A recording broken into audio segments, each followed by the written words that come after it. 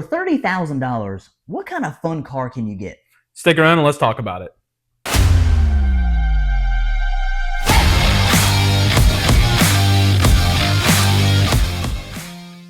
All right, welcome back, Rev'd fam. I'm Reggie. And I'm Matt, and today we're going to tell you about the top 5 cars that you can buy for under $30,000 in 2025. First on the list, because these are all going to be relatively fun sports cars that you can get. First on the list is going to be the Civic Si. Reggie, you want to tell them about it? But first, Matt, you got a nice little shirt on there, sir. Hey, you got a nice little shirt on. Oh, this whole thing? Oh, you stop. Did you just pull it out of the closet or something? Something like that. Wifey helped out with the design. Awesome. Well, yeah, we got new shirts. If you like, if you're interested in one, maybe let us know. Maybe that's something we can actually work up. But back to the video of Honda Civic Si. Sweet. So, iconic car. Of course, you know, they've been making Honda Si something ever since the 80s. Really thought the Si was really cool. I mean, they made some small tweaks from the old, like, 2024 model Si. Updated the technology a little bit. You got Google on there now. Nice, clean infotainment system. Still pushing about 200 horsepower, 192 foot-pound of torque. I mean, just a really fun car. That's the only thing about the Civic Si that bothers me. What's that? The horsepower number. Like it's not up to date anymore. Like it's not. My 07 has 197. I still think the car is fun. We have a buddy who has a 22. We just got a 25 in. It's still a really fun car. The fact that it still comes only in a manual transmission. Right. It's just I don't know why Honda won't give us more horsepower. I don't get it. It's true. A little conservative on Honda's part, but it's still a fun car. They did make a few small tweaks on the 25 compared to the 24. Like the lights, to be able to kind of like to let you know the shift indicator lights. Oh yeah. I thought those were really cool. I had that on my Type R. Having it on the Si, I think was a nice little introduction for someone that wants to get something sporty, but may not necessarily have that $50,000 money or $60,000 plus money. Super cool, super clean. They also have heated seats. That actually used to only be available in Canada. Yeah, that's pretty nice. So, I'd say they've had it in Canada for a while. I mean, I follow some people that do stuff in Canada, and they're like, yeah, heated seats are up here. And I'm like, yeah, states don't have it, even though they're basically sending it to the same ports to go north or south. I don't get it, but yeah. So you got power sunroof, you got heated seats, a nice infotainment system. So a lot of the modern niceties of a car. Yeah. But I mean, blind spot detection, wireless Android Auto and Apple CarPlay, no wireless cell phone charging dock. But again, for most people who want a sporty car, they just want something that's got nice gears, easy shifting, and have a lot of fun. Plus, this rascal's getting 37 miles to the gallon. Let's not forget about that. Yeah, no, I mean, it's fantastic, especially because my car doesn't get that. I mean, like, it makes the same horsepower. That's where, I guess, the technology has advances. It's the same horsepower, but it is, I think it's on the list that we have, I think it is the best miles per gallon, at least wise. It's also lowest horsepower, but at least it does get the best gas mileage. I guess it's a Civic at the end of the day. Exactly. Well, one of the cars that doesn't have a manual transmission that you brought up was the new 2025 Golf GTI. I'm so surprised that thing's not available in the manual. I know and this is probably. I mean, they upgraded everything from the front, like even just the design. It's a whole new facelift for 2025, changing the lights, the grille, even the fog lights. They kind of did away with some of the black plastic that they had. They actually put fog lights in them, which looks really nice. And I believe it even got like a slight power increase to 241 horsepower and 273 pound-feet of torque out of a 2-liter turbo. That's true. It's true. But the manual's dead. At least in the GTI, the manual's gone. Yeah. The only way that you can get it now is in a 7-speed dual clutch transmission. Yeah, the DCTs are nice. I mean, it's just I gotta shift my gears, man. I gotta shift my gears. So we did the Si, and we kind of snuck in the GTI. And then the next would be the BRZ and GR86. Okay. So we were going to put these two together. It just kind of makes sense. They're sister cars. Yeah. So go and take it away. Essentially, same power plant. You're pushing around 228 horsepower. There's not really a whole lot of differences between the GR86 and the BRZ, but for someone looking for something around that $30,000 price point, I think it's a really cool, iconic car. A lot of people don't know why they even call it an 86. The 86, of course, 86 in Japanese is Hachiroku. And what that really kind of stems from is the old school Corolla 86. The AE86 from the 80s was like the iconic drift car. The GR86 is the kind of beefier version of the Toyota 86.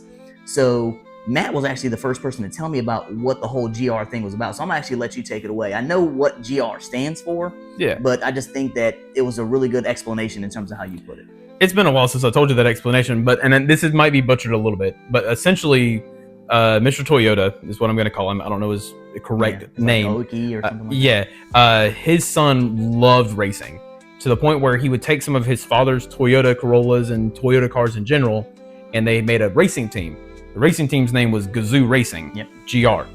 And long story short, his father found out about it, and instead of like really punishing him, because Gazoo Racing was winning a lot of races, even in their like subdivision that they were in, or their class that they were in, basically took on Gazoo Racing, made it a part of Toyota, and now here we are, 30-40 years later, we have GR Corolla, GR Supra, and all it is Gazoo Racing. It's the initial roots of the son loved racing and the racing heritage that he instilled in the company that not necessarily his father had, unlike something like Honda, like where Honda's always been big into motorsports, but Toyota's son loved motorsports.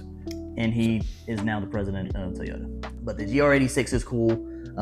Again, the kind of sister, brother, cousin of the BRZ, which slightly actually underperforms compared to the GR series. Oh, yeah? Yep. Just that. Like in sales or like in like performance? Performance. Okay. Performance. Yep. So it just, maybe fractions of seconds when it comes to like circuits, and then maybe a full, not necessarily a full second, but just under time when it comes to 0 to 60. But it's just really cool, iconic car for that price point, around that $31,000 range. Good looking car, coupe. Like I said, around 228 horsepower. Just a really fun car for what it is, and don't look bad. And it's the first one that we mentioned so far that wasn't front wheel drive. It's actually rear wheel drive. Exactly. And it's also the only one that's not turbocharged. I think it's the only one on the list that's not turbocharged. That's right. So you want a good naturally aspirated 4-cylinder engine, which, some of the iconic engines, some of the iconic cars that we like, especially back in the day, like, yes, a lot of them have turbos, but a lot of them are also just the naturally aspirated rear-wheel drive cars. And getting in sub $30,000, at least base MSRP. It's pretty good option for most people to have. Right. And I don't think the average person is taking a brand new 2025, gutting it and taking the motor out and doing something completely different. But this is something that, although you might not necessarily want to do, put $10,000, $15,000, $20,000 in, if you just want a cool, fun car you can just get in and drive, I think that's a great option. Yeah. Well, since you brought up one Subaru, there is kind of another Subaru on the list. Okay. The 25 WRX. Love it, hate it, however you want to. I know a lot of people. Boxer. I love the Boxer. I hate the new like fenders that are on it, like the matte black. There's a company, I'll try to see if I can find it in post, that they can color match the fenders, and I think I showed you that one, and it looks so much better. That's true. Like, if I get a WRX, I'm wanting to get the fenders repainted. The BRZ and the 86 are the only rear-wheel drive, at least like 4-cylinder engine on this list that's still naturally aspirated. This is the only one that I can find in this price range, which it is a little over. Even at starting, I think it's closer to like 31. But to get an all-wheel drive 2-liter turbocharged car that still makes, what is it, 271 and 258? That's strong numbers, though. Yeah, out of a little two-seater. You can still get it in a manual, which, like we learned with the GTI, it's going away in general. I did make a couple of notes on this one. I do think it's just like a fun daily driver in general. Like, it can be a great daily driver. At the same time, it is all-wheel drive, so people from South Georgia to Maine, it can be something that you can drive all the time. It's not like you have to put it in the garage, and for like some of the other ones that we have coming up, like, might not be the best winter car. The only thing to me that really draws back the WRX is the fact that as soon as you start jumping into the higher trim levels in the base model, you're paying for something that you get closer and closer to, we'll use the Type R, I'll use the Type R for the example. Type R, like, base MSRP, if you can get one, is around like, what, 42, 43? About 46. 46? Yeah. You're going to pay almost 40 for a Subaru WRX that is not, in comparison, really, like, you're almost there in price, but yet you're still underperforming because they don't make the STI anymore. Right. At least not yet. I heard they were. Yeah, but that's its drawback, is you're going to end up paying close to the same money, and then end up, if you want to get faster than the competition using the Type R, you'll have to put more money into it, which will surpass the Type R. And then the only real benefit that you have is all-wheel drive. True. Is the fact that it is all-wheel drive and the Type R is not. Right. So, but again, we're not necessarily talking about the Type R. Yeah. But I mean, that is like the only kind of drawback. Well, one thing I will say about the WRX is, It's a super clean car. They've always looked great. I mean, depending on, even the old school versions like the Blob Eye, The Bug Eye, yeah, the Hawkeye. I mean, just people love those old. I love the old Subarus. hatches. True, and they actually did have a real traditional hatch. But if you're a car person and you hear that boxer engine, you can hear it coming from a mile away, and it's like ear candy. Yeah, nothing else sounds like it. Exactly, and it just sounds so good, especially when you put an aftermarket exhaust on it. Yep.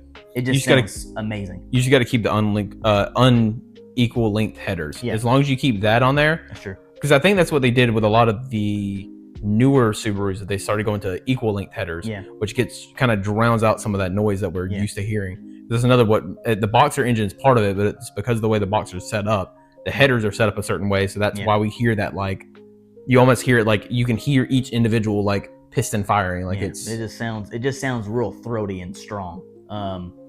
But I think one of the biggest issues that a lot of people had WRXs is they drove them like they were STIs. Yeah. And they weren't made for all that. No. They're just a smooth, clean, it's still relatively quick, fun car. I've considered one. I told you, I've considered one. I wanted the previous generation one. But it's just at different circumstances, different times. But right. I was close at one point. Oh yeah, but they're super clean cars. Always have been. Our buddy had one. He kept trying to race you in your Type R. Oh yeah. The entire time he's like, "Well, I got all-wheel drive." Yeah, true. But aside from the Subaru Impreza WRX, there's another one that actually makes the list. So far we've had the SI, the GTI, the GTI. We've also had the BRZ GR86, the WRX, and the WRX. So another one that I think a lot of people probably don't necessarily think of when it comes to like a $30,000 sports car is they think about the big boy, the V8. But don't forget about the Ford Mustang. EcoBoost Mustang comes in and clocks in at 31.9. So 2.3 liter, I know it's a weird engine size, but 2.3 liter, 4-cylinder, 315 horsepower, 350 foot-pound of torque. That's a pretty strong 4-cylinder. Yeah, it's. I actually was. Don't quote me on this. Was just so happened to be on the road at the same time at the light with one, and we both accelerated quickly at the same time, and was pleasantly surprised by how quick that Mustang was. Because the 4-cylinder doesn't weigh near as much as the V8 does. Right. It's the same body style, so the body style still weighs a little bit, but it's also only 2 doors. It's rear-wheel drive. And for someone who's actually doing some aftermarket mods to an EcoBoost Mustang, there's tons. Those things sound awesome. Yeah. If you actually close your eyes and you just hear it, you'd think you're actually listening to an import. Yeah, well, I used to work at Stita, so that's their drawback to Mustang fans. True. Look down on EcoBoost because it's not a V8. If you had the money and you had to go pick one up, which one are you getting? 100% getting the GT50. Yes, but it is a very good option, and that's what I think people forget sometimes. Right. Is that the EcoBoost Mustang still is really good. I prefer it over the V6. When they're making all three at one time, they don't make the V6 anymore, but I would still rather have the EcoBoost than the V6. Right. Which is weird that people hate on the EcoBoost so much, because I don't remember the exact year, but it was when the Fox Sporty year, SVT's first introduction into it. Yeah. They made a 4-cylinder turbo Mustang that actually outperformed the GT. So it's not like it's a new thing that Ford's been doing. They did it back in the 80s, where a 4-cylinder beat the GT. It's not the case anymore. The Coyote motor is a fantastic, everything. It is fantastic. Absolutely. But no, that is. I love the Mustangs in general. EcoBoost is definitely a solid one. Oh yeah.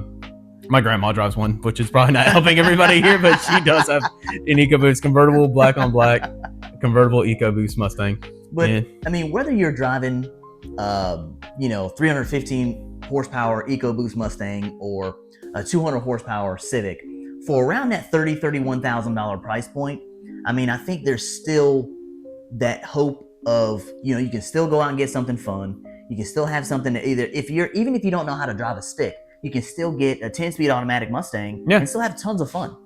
Or even a notable mention like the Elantra N. Yes. The Elantra N, it's slightly higher. That's the reason why we're not actually putting it in our top 5. It's closer to $35,000, $36,000. But what was it, on 276, 289 pound-feet of torque, That's out of still a 2-liter turbo. And the sounds, I'm going to play a clip.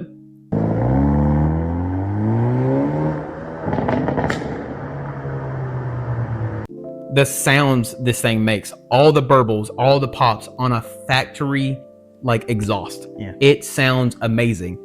Personally, I don't like the way it looks, and I hate that it's Hyundai, but I agree. maybe I'm just a hater, but they're doing better. Hyundai is definitely doing better. If Hyundai wants to sponsor us, I will say the Elantra is fantastic. And I do think it's awesome. I do like all their N series, how they started off saying that they wanted to make with the Veloster N. Yeah. They wanted it to be under $30,000, be a sports car that competes with the $40,000 cars. That was their whole line. And the guy who created the inline stuff came from M series, so it follows the alphabet.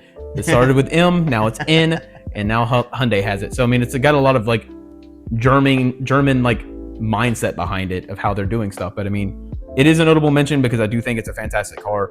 There's plenty of videos out there online where you can see drag racing between Civic Si, WRX, Elantra N, and an EcoBoost Mustang. Normally the EcoBoost Mustang's in first, the Elantra N's in second, and it's just horsepower at that point. It's crazy. Yeah, it all comes down to horsepower. And yes, the WRX has like all-wheel drive, but they did something with the suspension, the tuning, something.